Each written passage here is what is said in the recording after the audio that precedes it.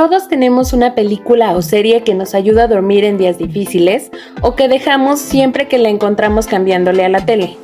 Es por eso que existe Spoiler and Chill, porque hay escenas y diálogos que nos cambiaron a todos la química cerebral. Bienvenido.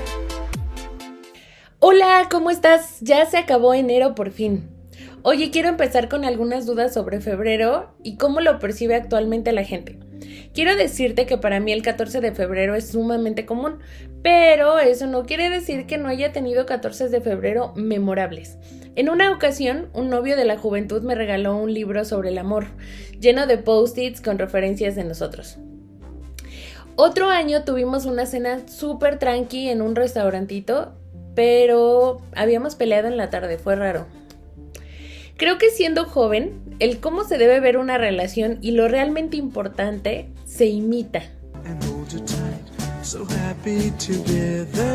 Hasta que por medio de la experiencia defines el tipo de pareja que eres y el que buscas. El capítulo anterior hablamos sobre la amistad cuando termina y tienes que decir adiós. Pero en esta ocasión me gustaría hablar sobre el qué tiene que pasar para que sepas que el amor de una película no solo se ve, sino también se siente distinto en la vida real. El día de hoy quiero hablar sobre Anora y sobre la ruptura de la idealización que tenemos cuando crecemos sobre el amor. Anora es una película del 2025, estreno en México, protagonizada por Mikey Madison y dirigida por Sean Baker, quien también la escribe. La historia es sobre una joven stripper de 23 años que se llama Nora, y en esta mi lectura es importante, la edad es importante, quien conoce al hijo de un acaudalado empresario ruso y empieza a salir con él. Iván, un joven un par de años menor que ella, que tras una semana de frenesí que parece película adolescente del tipo El Príncipe y yo, fusionado con Mujer Bonita, pero en este caso para adultos, termina viviendo una locura de juventud al máximo con Anora. Les quiero decir que a mí Anora me recordó a mi juventud, en la que tuve un novio con el que ya nos hacíamos brutalmente enamorados. Y es por eso que cuando la vi entendí. Cuando eres joven no tienes la noción de cómo se siente el cuerpo cuando amas en pareja. Tienes que hacer comparaciones eternas sobre lo que ves y lo que te cuentan que debes sentir. En ese punto Anora e Iván tienen en común lo jóvenes que son para entender que lo que viven es adrenalina solamente. El encanto de que él sea rico y no le niegue nada a Nora le hace tener una percepción de que lo que es importante para ella se está cumpliendo, que es la tranquilidad económica y la aceptación de la personalidad que ella misma se ha construido. En este punto, Anora va de gane. Y es que en esta historia son seres radicalmente opuestos, pero existen similitudes entre ellos. No ahondamos mucho en la vida de Annie, pero podemos distinguir las pocas conexiones profundas con su círculo más cercano, la facilidad para simplificar las decisiones de su vida bajo una transacción monetaria y el vacío que se oculta detrás de la diversión y el exceso.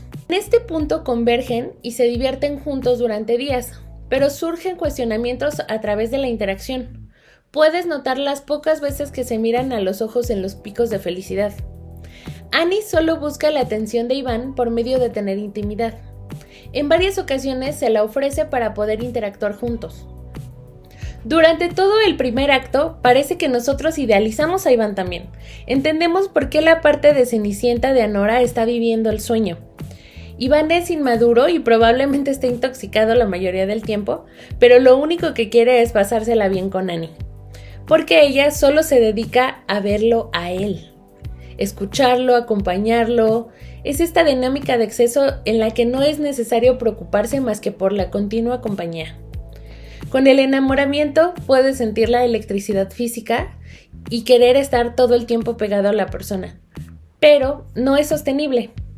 No todo el tiempo es así.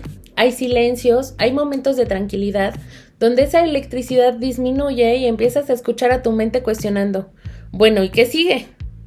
Eso le pasa a Nora. La versión más real de ella sabía que esta emoción en algún momento debía asentarse y cuestionaba qué va a pasar después.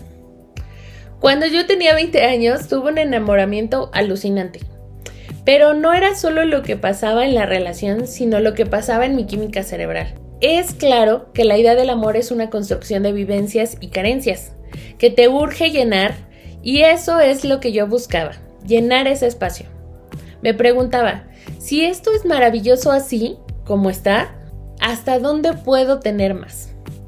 Y es que sé que una persona de 20 años debe ser consciente de sus acciones. Pero es también muy claro que llevamos muy poco tiempo sabiendo y trabajando en lo que los jóvenes deben saber de sí mismos, y es esa racha donde puede salir mal. Anora y Iván tenían casi la misma edad y por razones de vida ella tuvo que hacerse cargo de sí misma desde joven. Pero no quiere decir que su madurez emocional estaba en ese proceso también. ¿Por qué ella tendría que ser consciente de lo que hacía? ¿Por qué ella no podía actuar de manera boba e impulsiva? Considerando que en la mayoría de las ocasiones las relaciones son ir improvisando con las herramientas emocionales que tienes, puedo decirte que una de las mejores sensaciones de mi vida se pudo volver pesadilla. Es angustiante cuando dejas de conocer a la persona que tienes a tu lado y puedes darte cuenta que solo es otra persona joven como tú, pero en este caso cobarde y sin una pizca de independencia o autopercepción. Es por eso que cuando vi la reacción de Iván, también entendí. Annie quiere saber qué va a pasar después, entender cuándo va a ser parte de la vida real de Iván. Su teléfono no deja de sonar, y cada vez que ella toca el tema sobre conocerlo, él lo evade. La dura realidad llega al enterarse de la familia de Iván que se casó. Ellos son muy ricos y desean a toda costa anular el matrimonio. Así el viaje se vuelve un cúmulo de situaciones que le van quitando el encanto a lo que vivió y nos aterriza un poco más en sobre cuál es el terreno que está pisando Anora. En una entrevista, el mismo Sean Baker dijo que la idea era plantear el sueño de una comedia romántica al inicio. And her fairy tale dreams seem to be coming true until they don't. What? This is not a real marriage. We're getting in annulled and you have no say in it. And that's it. I mean, that's the pitch. Para poco a poco develar la realidad de una situación social.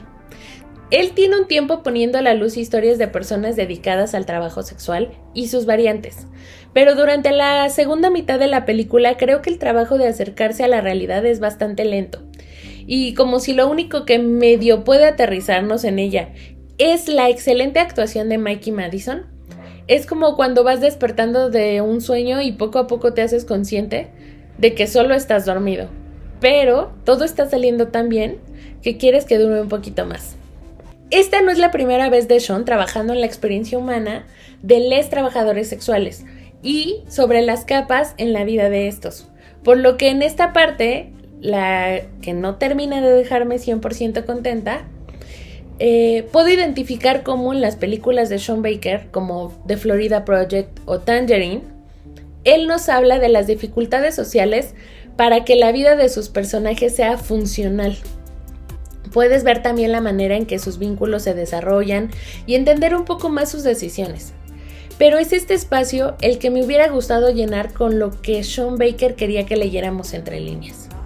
¿Por qué Anora estaba tan desesperada por la conexión? ¿Cuál es el contexto de los trabajadores / niñeras de Iván? ¿En algún punto Igor pudo ver algo de Anora en que le fue fácil conectar con ella? En una entrevista para Vogue, Sean Baker habla sobre uno de los guardaespaldas, Garnick, quien en la escena de una fiesta bebe agua en lugar de alcohol como el resto, lo que podría sugerir una sutil señal sobre estar en un proceso de sobriedad. Esto es lo que me hizo falta para Nora. Sean, leer entre líneas no es suficiente en esta ocasión. Creo que por más justificadas las escenas de cama, pudiste regalarme 5 minutos más de contexto de todos los personajes.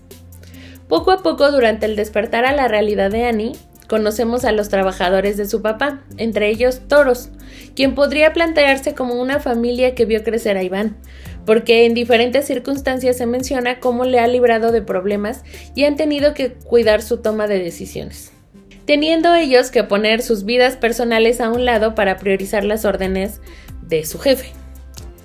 En este proceso incluyen a un nuevo integrante, Igor, que sugiere ser solamente el respaldo en caso de que algo salga mal. Igor se ve atrapado por la situación, igual que Anora. Le compadece y en realidad es el único que la percibe como persona, como si fuera cómplice del espectador. Curioso de ella, podemos ver a través de sus interacciones las implicaciones emocionales de lo que está pasando. El cómo trata de conectar de manera sencilla con Annie, quien percibe que la chava no es una máquina de robar dinero, es una mujer que está inmersa en una obra de un capricho que salió mal para Iván. Se puede percibir como si el resto del equipo la viera como un algo que en el momento en el que se vuelve un inconveniente debe borrarse, así como ellos han desvanecido cuestionamientos que no son necesarios con tal de proteger a Iván. Pero Igor no.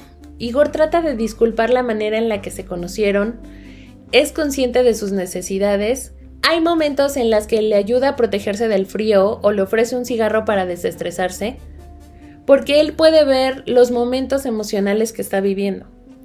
Pero se aleja, le da su espacio, calla cuando otros no paran de llenarla de adjetivos, de descripciones superficiales e incluso insultos disfrazados de franqueza. No te voy a mentir, a mí personalmente me duró poco la comedia. Yo sentía conforme avanzaba la película esos detalles sobre los diálogos, las miradas que para el tercer acto fueron un zape tras zape tras zape para Nora. Y aunque el personaje es resiliente, nunca es satisfactoria la continua humillación pública.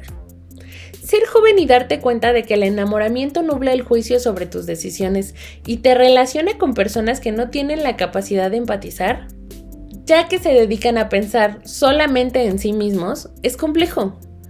Pero es este espacio el que Sean quería que leyéramos entre líneas. Annie sentía algo especial.